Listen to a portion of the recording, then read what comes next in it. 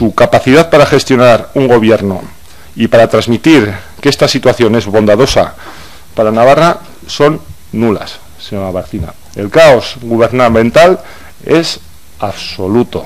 Está sumiendo a esta comunidad en una auténtica ruina. Sus políticas de infraestructuras económicas y fiscales han fracasado. Su política de pactos UPN-PSN está por los suelos, señora Barcina, váyase.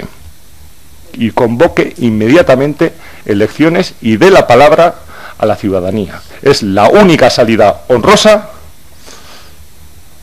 que su gobierno y usted tiene en estos momentos, porque todo lo contrario será aferrarse ilegítimamente a un poder que en estos momentos usted sabe que la ciudadanía y la calle no le otorga.